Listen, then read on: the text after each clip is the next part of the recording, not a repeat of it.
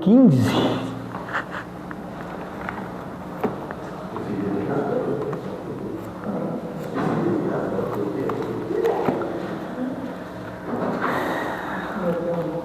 Eu nem falei boa noite, porque eu já tinha cumprimentado a cada um, mas os de fora, né? Boa noite. Romanos, o capítulo 15, partindo do versículo 1, se assim for da vontade do Senhor, chegaremos até o versículo 13, né? Mas nós vamos no passo a passo aqui. Depois de um culto, né, como o de ontem, né, é bom demais. Aqui vai falar desse assunto, né, de encontrar com pessoas que a gente nunca viu e de outro lugar, que vêm professando a mesma fé, o mesmo Cristo, né, a mesma salvação. É isso que esse assunto também é tratado aqui, nesse capítulo 15 da carta de Paulo aos Romanos. 15 então, 1. Nós que somos fortes, temos o dever de suportar as fraquezas dos fracos, em vez de agradar a nós mesmos. Portanto, cada um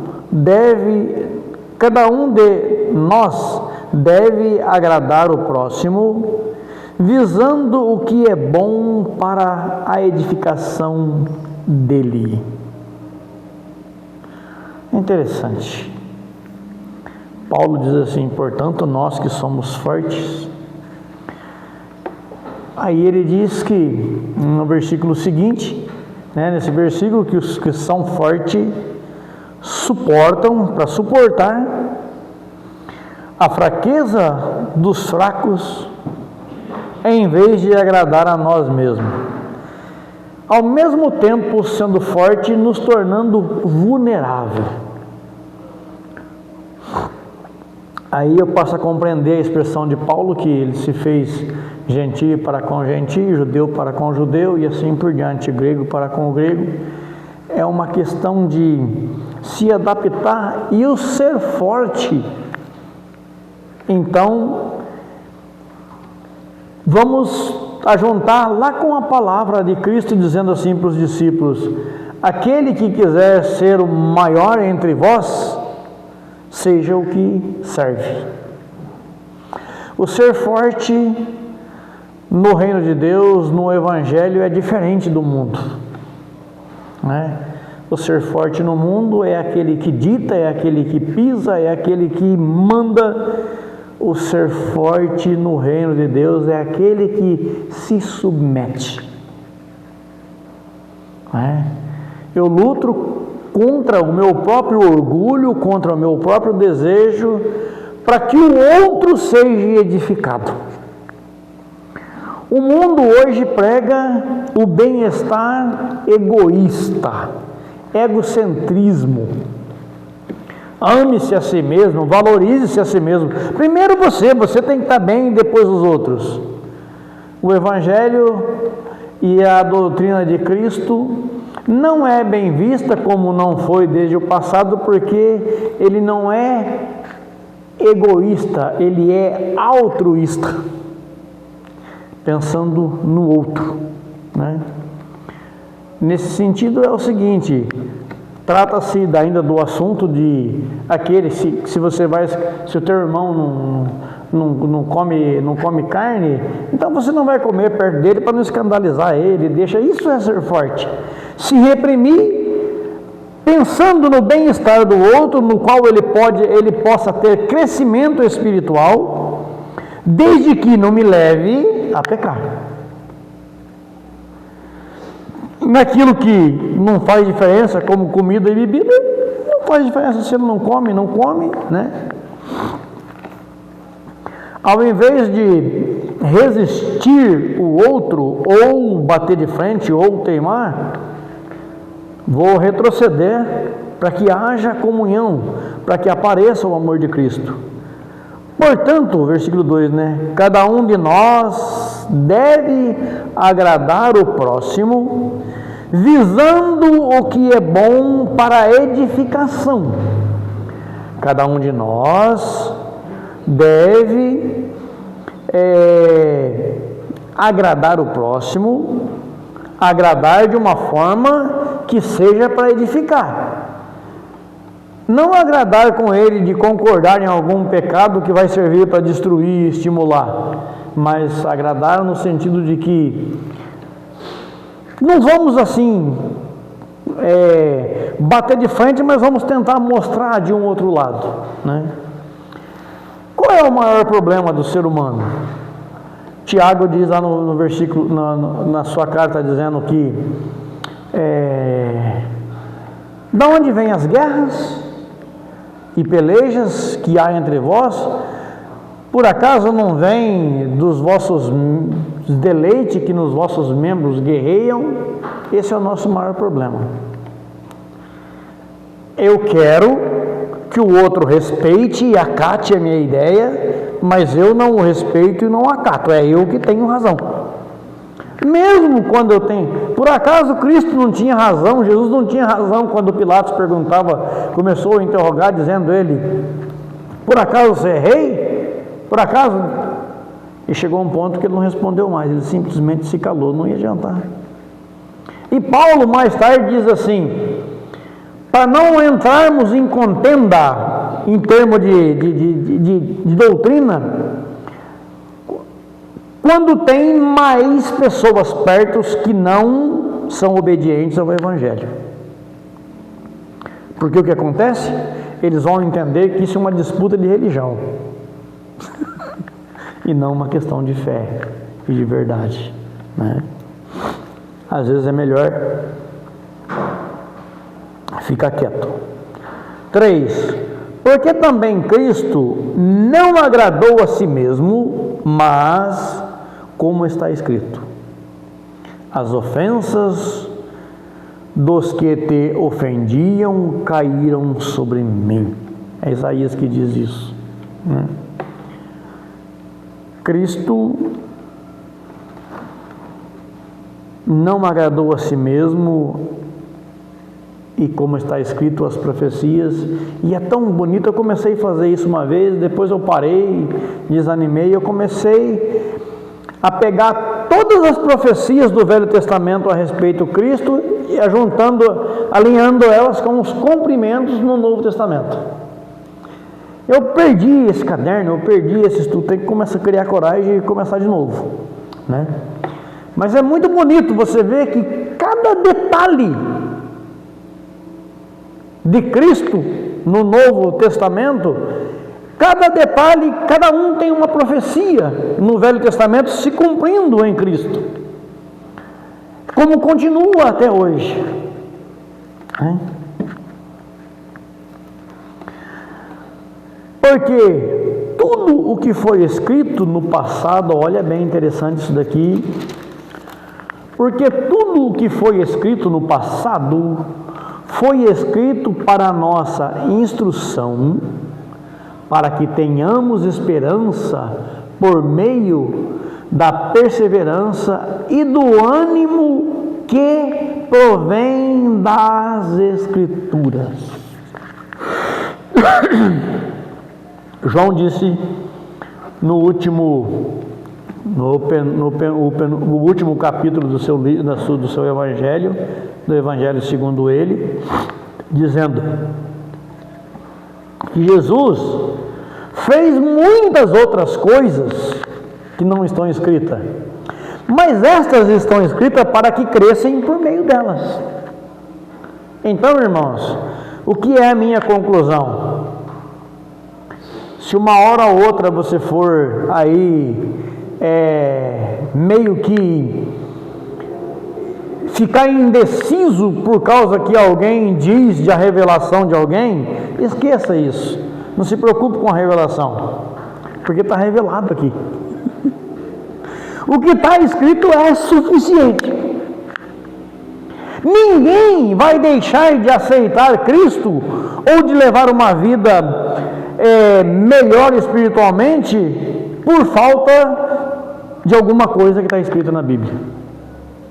Se alguém rejeita, é decisão própria por incredulidade, e se alguém não vive de uma forma melhor diante de Cristo, é por decisão própria, é por querer, não é por falta de instrução de algo que está escrito. Lá no Apocalipse, no capítulo, no finalzinho, tem uma coisa escrita que eu sei que ali está se aplicando ao livro de Apocalipse, que Apocalipse quer dizer isso, revelação. Veja lá como começa o Apocalipse. Revelação que Deus deu a Cristo, para que foi entregue pelo anjo a João, para que fosse mostrado às igrejas, né?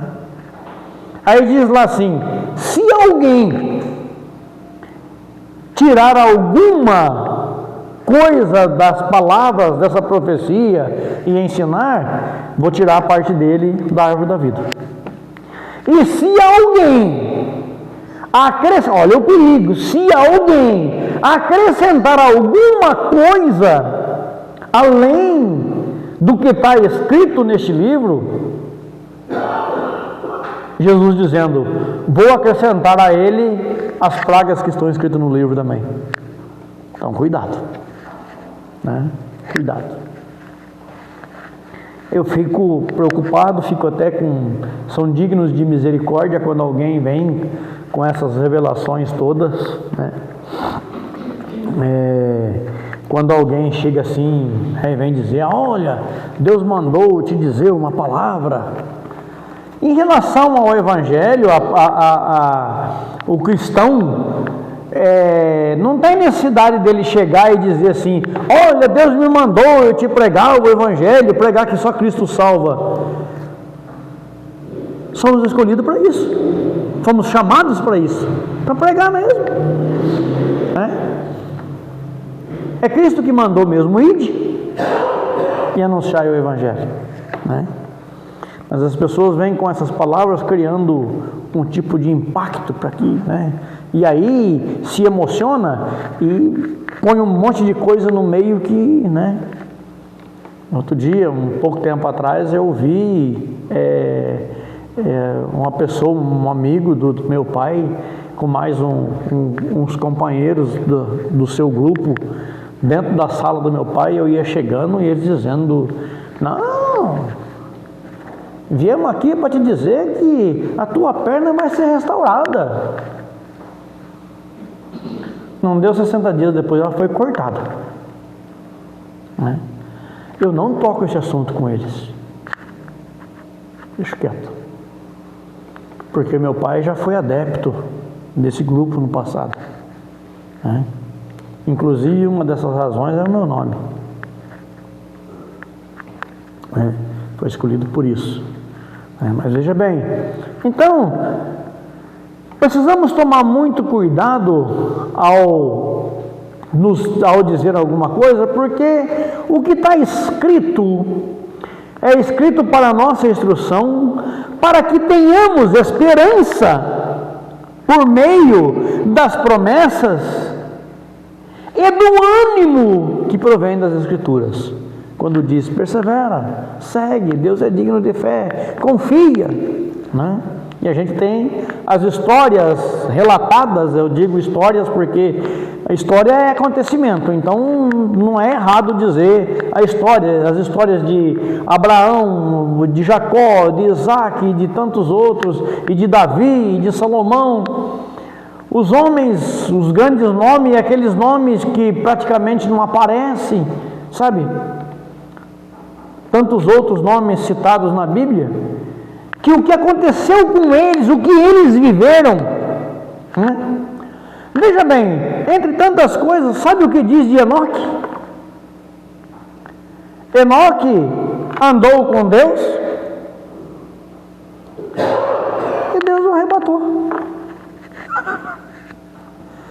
Não conta nenhuma coisa extraordinária, nenhum feito de Enoque, não.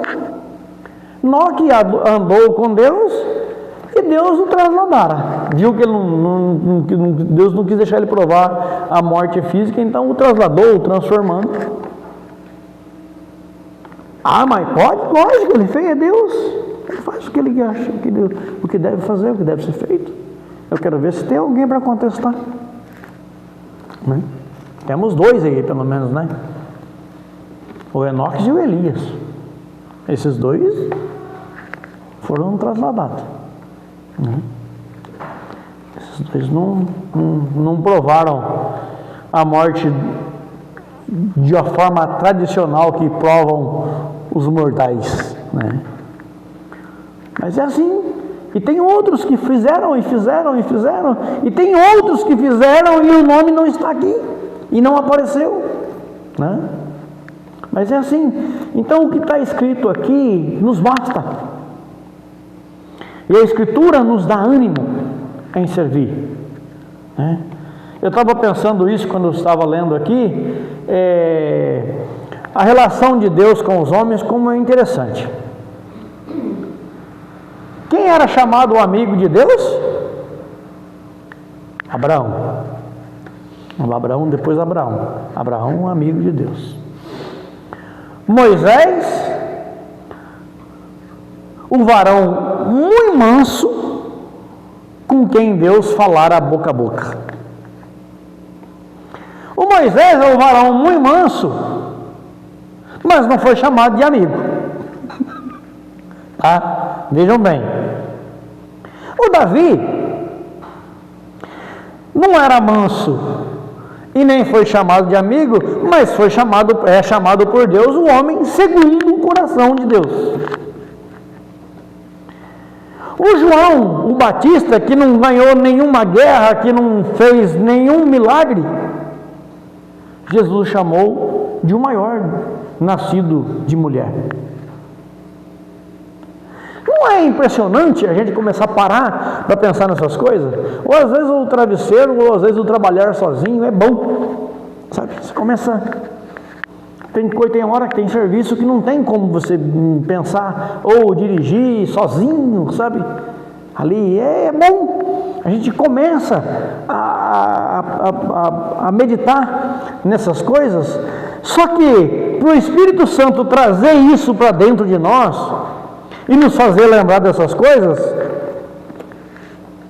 precisamos passar por elas, né? Senão como é que vamos lembrar de algo que eu não vi ainda, né? Mas é interessante. Então, quando a gente vê esses acontecimentos e todas essas coisas, é uma coisa muito linda de se ver como que Deus se relaciona com o homem do jeito que ele é, cada um na sua posição, cada um no seu gênio, né? E aí, Davi, o homem segundo o coração de Deus, foi impedido de construir o templo. Por quê? Porque tinha derramado muito sangue. Porque o homem segundo o coração de Deus foi quem Deus usou para punir muitas nações e matar muita gente. Puxa vida, mas Deus era o seu jeito de trabalhar. Ele sabe todas as coisas, tem razão, né? Uma coisa também que às vezes a gente fica assim impressionado é de ver Jesus dizendo para os judeus: se em Sodoma e Gomorra tivesse sido pregado o Evangelho, tivesse sido feitos os milagres que foram feitos aqui, ai de ti, Corazim, ai de ti, Betsaida, por exemplo, a muitos teriam arrependido. Mas então por que não foi pregado? Porque aquele arrependimento seria um arrependimento assim, né? E aí? Não foi pregado lá? Foi. Com toda a sua fraqueza, com todo o jeito que estava lá, Ló estava lá e Deus o tirou de lá, né? Deus o tirou de lá. Então tinha lá. Nem que fosse, se não tinha uma candeia ardendo, ela estava fumegando. Se não tinha uma luz acesa na candeia, pelo menos o paviozinho estava lá soltando uma fumaça que despertava o olhar de muita gente. Isso é um ânimo que nos traz. Se eu não sou nenhum entendido na Bíblia, se eu não sou nenhum expert, mas se eu sou um cristão, eu devo levar a minha vida de uma forma sadia diante de Deus, porque alguém está olhando, alguém está vendo. Isso é ânimo, sabe? Isso é ânimo que traz. Salomão, o homem mais rico do mundo, que não houve um antes dele e nem tinha havido um antes depois, um depois. Eu acredito que nem hoje existe um homem que pudesse ser rico tanto quanto Salomão, por mais riqueza que tem. Uma sabedoria extraordinária dada por Deus, né? Faz o quê? Deixa que seus recursos financiem templos pagãos depois. Acabou tudo o que ele quis, a sua curiosidade acabou lhe trazendo um fim não muito bom. Mas não foi chamado nem amigo, nem manso, nem segundo o coração de Deus. Cada um no seu lugar. E Jesus diz de João Batista, né, que entre os nascidos de mulher não houve homem maior que João, e ele disse, mas o menor no reino dos céus é maior que João, o Batista. E aí eu vejo pessoas fazendo cada exposição absurda. Tá vendo? O próprio Jesus disse que ele era menor. Então como é que ele pode ser Deus se ele era menor? Aqui na terra ele se fez menor porque esvaziou de toda a sua glória e assumiu uma forma dessa, humana. Então lá no reino ele era o menor em forma, não em divindade. O menor em glória, né? Não em divindade. Hoje eu li uma exposição estava aberto lá no evangelho lá uma Bíblia da edição católica. Aí quando diz assim, Jesus dizendo lá em João, né, que se o mundo vos odeia, porque odeia também a mim. Aí o abençoado lá faz a exposição dizendo assim, não aceitaram o Deus de Jesus, por isso não aceitam os que querem seguir Jesus. Não diz isso. Jesus não diz que não aceitaram o Deus dele. Ele diz que aquele que não crê nele não crê no Pai, e aquele que não aceita ele não aceita o Pai. Ele não disse, aquele que não me aceita não aceita o meu Deus, porque ele e o Pai é um. Então começa umas pequenas heresias que a pessoa lê o texto, tá? Isso, eu não sei se mudou alguma coisa hoje, mas no passado houve tanta preocupação da igreja romana que não pudesse, a Bíblia não devia ser exposta aos leigos, ao público, porque não tinham compreensão suficiente e podiam tomar de forma errada. Só que quem faz a compreensão, quem dá a compreensão, não é nenhuma sabedoria humana, não é nenhum poder de algum humano. Isso é o Espírito Santo que nos ilumina, que nos faz entender e crer. E aí existe essa exposição. Leem o texto e eles nunca põem o texto, põem a exposição do texto, segundo a sua vontade. A gente vive com isso todos os dias, em todo o tempo. Em todo o tempo. Acham que não existe nenhum problema hoje? Quando você vai fazer uma ficha ou quando vem uma pesquisa do governo, eles se perguntam idade, nacionalidade, profissão e o que mais? Que religião você faz parte? Por quê? Porque o governo quer saber em que pé que você está, que pode não ser usado agora no presente, mas esses dados vão estar registrados, tá? Então, não é totalmente amigável a situação, né? Até no trabalho hoje, até numa entrevista de trabalho, tá? Até no concurso que eu prestei, tinha lá que religião, né? É desse jeito, tá? Mas não se preocupe, que todas essas coisas que estão escritas são para o nosso ânimo, né? 5. O ânimo que vem das Escrituras, que o Deus da perseverança e do ânimo vos dê o mesmo modo de pensar entre vós, segundo Cristo Jesus. O mesmo modo de pensar segundo Cristo Jesus. Mas então como que é? Nós vamos ter que ter um pensamento sincronizado segundo Cristo Jesus? Sim. Em Cristo, sim. A maneira de crer é a mesma. A maneira de falar e de dar glória a Cristo e a maneira de confiar, sim, é a mesma. Essa é para ser a mesma. Não é para mim estar num grupo em que todos dizem ser cristão, mas que um acredita que Cristo é suficiente, que o outro é que é mais ou menos, e o outro é que deve fazer alguma coisa, que deve servir para alguma coisa. Não. Nós devemos pensar de uma forma, sem dúvida nenhuma, que Ele é o único Senhor e Salvador. Que segundo Cristo devemos ter esse mesmo sentimento, essa mesma maneira de falar. Não importa se fala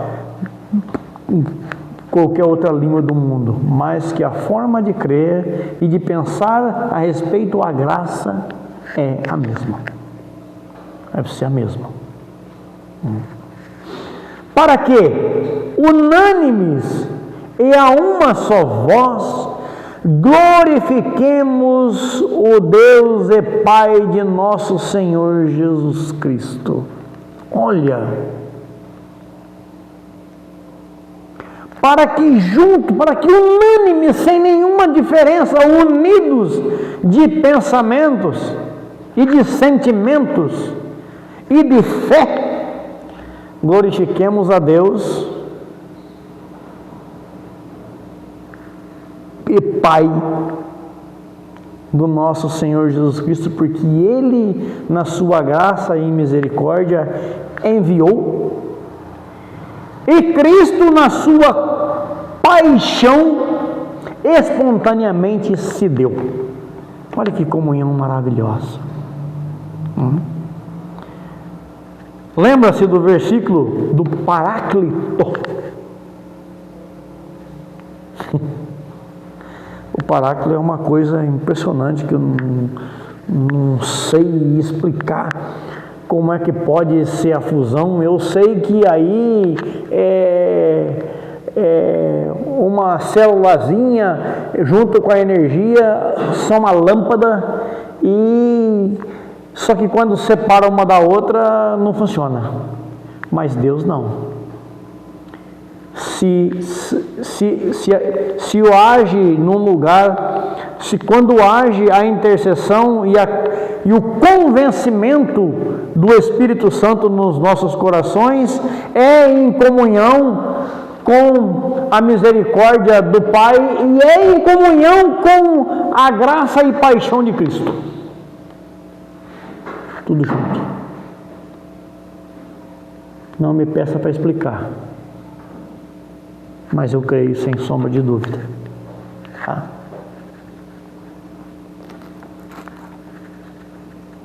Que junto então, do mesmo modo de pensar, podemos dar sempre glória a Deus.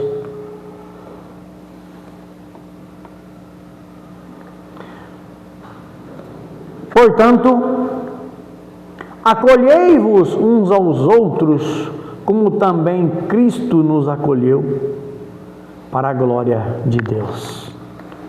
Acolhei-vos uns aos outros, como também Cristo nos acolheu.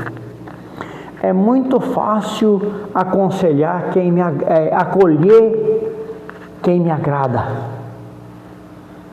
acolher quem eu vou com a cara dele, acolher quem o meu espírito bate com o dele, assim que dizem, né?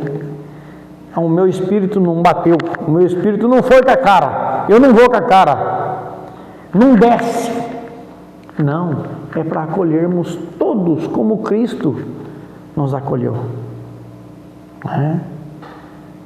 Como Cristo estava ali sendo pregado na cruz e intercedendo pelos que estavam pregando ele na cruz, o crucificando, é para termos esse mesmo sentimento, é para acolhermos uns aos outros assim, não somente os irmãos na fé. É lógico que a gente tem uma afeição diferente, tá? Mas o acolhimento é para que acolha, né?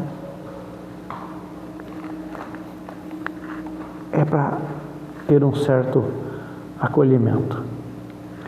Afirmo, pois, que Cristo se tornou servo da circuncisão por causa da fidelidade de Deus, para confirmar as promessas feitas aos patriarcas. Interessante. Cristo se tornou servo da circuncisão por causa da fidelidade de Deus. Então a gente vê escrito por aí, inclusive está sendo escrito agora nas conduções do município também, né? Deus é fiel. Sim, Ele é. É verdade que estão dizendo. Deus é fiel. Fiel a quê? A sua palavra. Fiel a Ele mesmo. E Ele é fiel. Então Cristo precisou nascer sob a lei, ser circuncidado, porque Deus é fiel, porque Ele fez essa promessa aos patriarcas e a circuncisão. Então Ele precisava nascer sobre a lei, nascer nessa carne, passar pela circuncisão. E eu não uso a expressão, e o meu coração não aceita a expressão de que Cristo guardou a lei. Não. Ele cumpriu. É bem acima de guardar. É cumprir.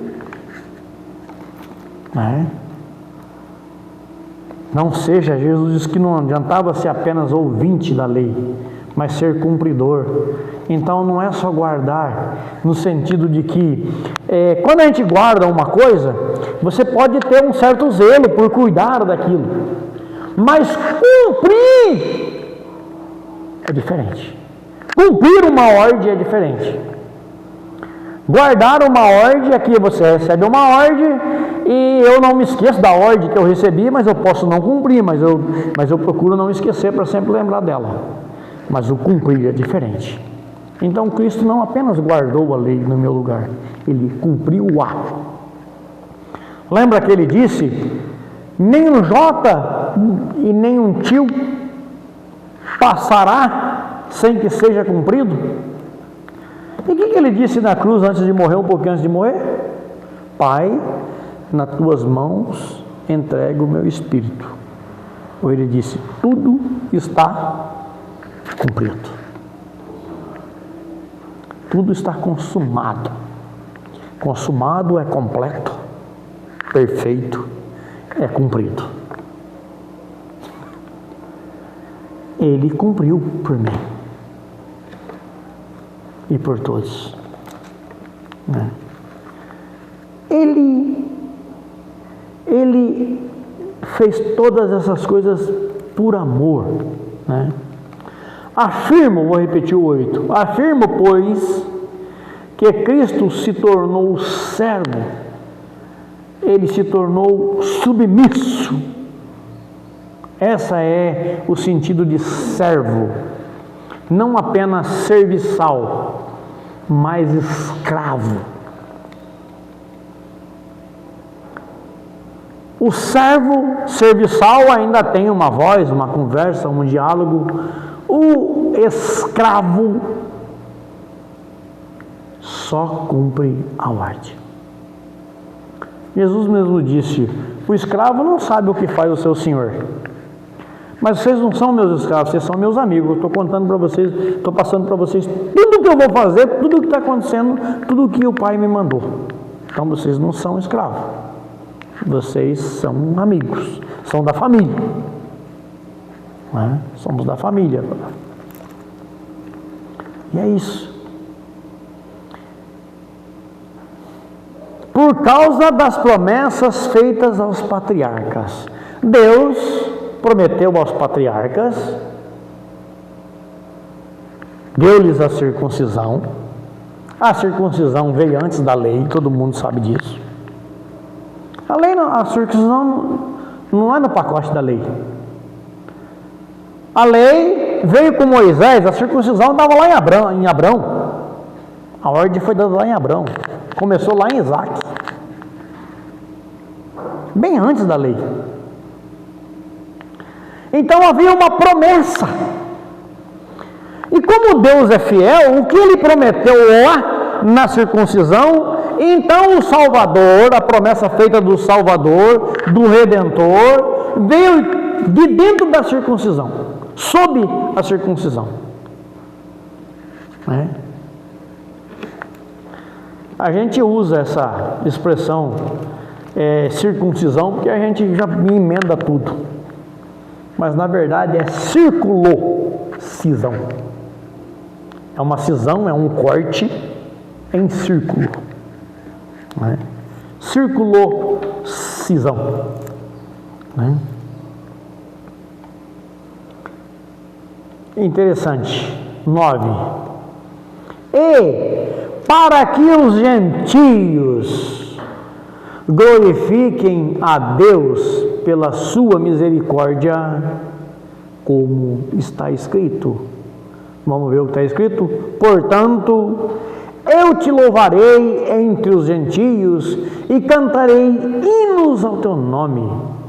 E dizia, e diz ainda, alegrai-vos, gentios, juntamente com o seu povo. E ainda, louvai ao Senhor todos os gentios e louvem-no todos os povos.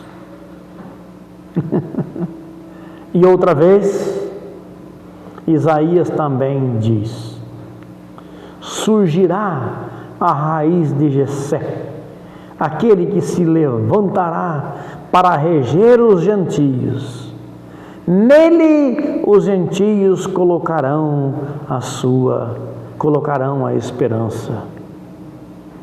Que o Deus da esperança vos encha de toda alegria e paz na vossa fé, para que transbordeis na esperança pelo poder do Espírito Santo. Isso é maravilhoso. Olha, Deus Ele é fiel mesmo. Ele havia feito todas essas promessas e profecias e as cumpriu, né? E a cumpriu uma a uma. Portanto te louvarei. Está escrito, portanto te louvarei entre os gentios e cantarei hinos ao teu nome. Te louvarei entre os gentios, te louvarei por meio da tua palavra, por meio dos teus servos, por meio do próprio Cristo, que também pregou aos gentios. Né? A promessa da redenção feita à circuncisão não visava apenas a circuncisão, não visava apenas Israel, mas a abranger todo mundo, todos os gentios. Gentios somos nós. Todos quantos não são da nação de Israel, todos quantos não têm uma linhagem israelita, é gentio. Gentio quer dizer estranho, quer dizer de fora. Nós éramos estranhos às promessas. Mas agora não, nos atingiu. E quando lemos a linhagem de Jesus Cristo, que vem lá em 14 gerações, 14 mais 14 gerações, no meio encontramos uma moabita, e encontramos duas moabitas, na verdade. Encontramos a Ruth e também, como é que é o nome da mulher? A Raabe, tá? Aquela prostituta Raabe está na linhagem de Cristo. A raiz de Jessé, porque veio direto, mas teve que passar em Jessé. Jessé é pai de Davi. E aí segue mais 14 geração, vai dar em José, marido de Maria, da qual nasceu Jesus. Interessante que a linhagem contada de onde veio o Cristo é da linhagem de Jessé, que chega em José, mas na carne Cristo não tem nada com José.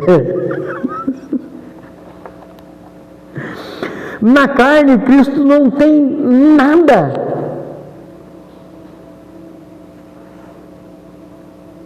Dos homens.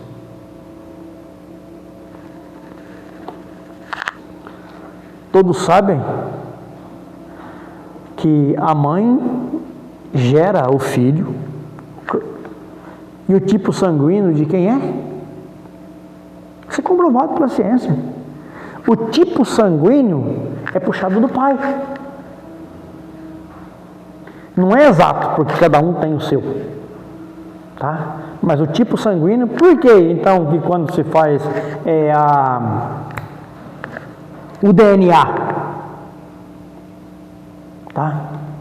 O DNA da mãe é feito por célula, por alguma célula, um cabelo, alguma coisa.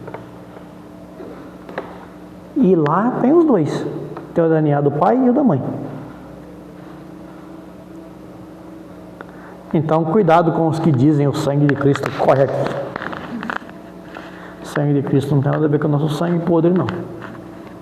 Tá? Nosso sangue podre. Mas, vou cantar louvores, e ainda diz, outra vez, Isaías está dizendo, surgirá a raiz de Jessé. Então, veio aí, passou, chegou até José, e aí no 13, a raiz de Jessé, que se levantará para reger os gentios. Está regendo os nossos corações dos gentios e vai reger literalmente no milênio. Aí vai reger literalmente, reger os gentios em carne. É muito lindo isso. As profecias vêm se cumprindo. Aquele que se levantará para reger os gentios, e nele os gentios colocarão a esperança. A nossa esperança, certeza e fé está em quem? Mais uma profecia cumprindo, se cumprindo. Nós somos gentios e a nossa esperança é Cristo. Preciso terminar, que eu achei que ia demorar menos, mas já estou acabando. O 13 para terminar então. Que o Deus da esperança vos encha de toda alegria e paz na vossa fé, para que transbordeis na esperança pelo poder do Espírito Santo. Isso é um estímulo, é uma palavra de bênção e um conselho que o apóstolo está dando aqui. Que o Deus da esperança vos encha, ó birajarenses, de toda alegria e paz na vossa fé. No mundo tereis aflições, mas na fé e na esperança que temos em Cristo podemos ter alegria e paz. Nossa alma, o nosso espírito pode ficar descansado, né? Às vezes eu digo para mim mesmo, ô Senhor, por quê? Que eu não confio em Ti, o meu dia a dia, as minhas decisões, os meus passo a passo em Ti, do mesmo jeito que eu confio a salvação. A salvação, sem sombra de dúvida, nenhuma preocupação quanto a isso, ela está garantida em Cristo, não importa qual vai ser a minha situação de chegar até a morte, a salvação é extremamente despreocupada. Mais o dia a dia, né? Mais o pão, mais o complemento, mais um negócio, e essas coisas atormentam, a incerteza, a preocupação com o filho, com o neto, a instabilidade de saber o que vai acontecer amanhã ou depois, a decisão que eles tomam, o jeito que vivem. Por que eu não descanso? Por que, Daniel? Eu falo para mim.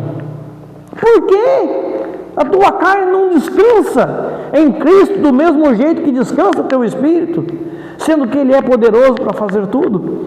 E aqui o apóstolo está dizendo que essa esperança, né, que essa alegria, que possamos ter paz e esperança na fé, para que transbordeis na esperança pelo poder do Espírito Santo, que, guiados e entregue ao governo do Espírito Santo, possamos transbordar de alegria. Não é até uma alegriazinha, né? Está lendo, né? Eu sou salvo sim, mas o dia a dia, sabe por quê, né? A gente vive tantos atropelos, a gente sofre tanto. Não é para isso, não. A fé na esperança é para me deixar alegre. Porque isso aqui vai passar. E essa esperança é uma coisa chamada eternidade. Que Deus nos abençoe. Pastor, por favor. Peço perdão que ainda... Eu pensei no começo, né? O pastor vai dar mais tempo e talvez o tempo vai sobrar, mas... Mas tá bom, foi ótimo. Foi ótimo. Deus abençoe.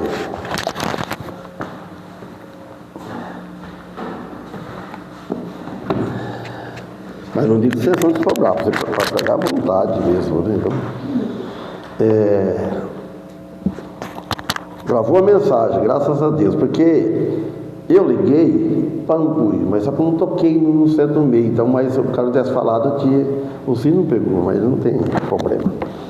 Então agradecemos a Deus pela mensagem, pela exposição do irmão Daniel, e os que estão aqui, vieram aqui, estão aqui presentes, que possamos estar amanhã aqui, pedir a Deus, né, que nos abençoe, nos dê uma boa noite, e de acordo com a vontade de Deus.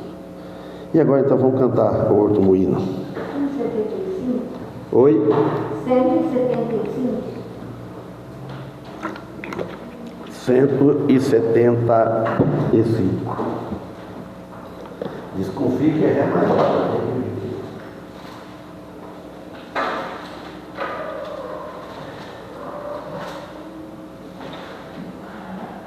Não, é mi bemol.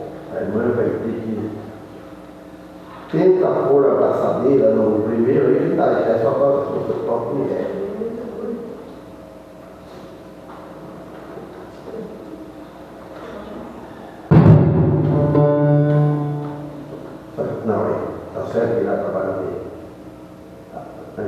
Bem no meio, aperta depois no meio. Ah, mas quando ela só subiu com a mão esquerda? Oi? Como é que agora você está? Então, quando está com dói, quando está com dói, já está mal, vai chamar.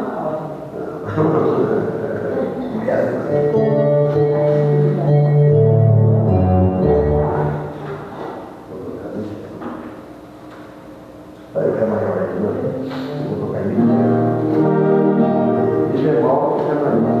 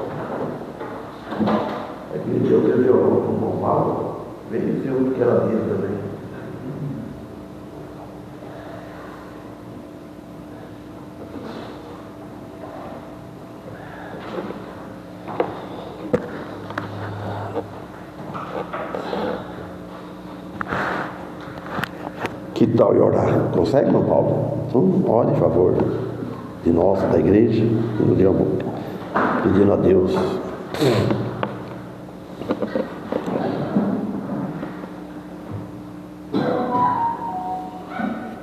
Senhor, mais uma vez viemos aqui na sua presença para te agradecer por mais um culto, para se encerrando, por tudo que aqui feito. E pedimos, pelo dia de festa, pedimos pelo dia de amanhã, nós estamos aqui, pedimos pelo futuro dessa igreja, pelo nosso futuro, pelo Deus. Amém. Família, nossa saúde, futuro do pastor, que possa dar missões sempre, que necessita. Agradecemos pela salvação de Cristo Jesus, agradecemos pelo irmão Miguel. Que o Senhor possa estar abençoando ele, não só hoje, mas no seu futuro, na sua vida, que o Senhor possa estar sendo dando a ele esse ano, de proclamar a sua palavra. E por mim também, agora nessa pequenina viagem que vamos fazer, que o Senhor possa estar nos abençoando. serve. Por isso, pedindo em nome de Jesus. Amém. Espera um.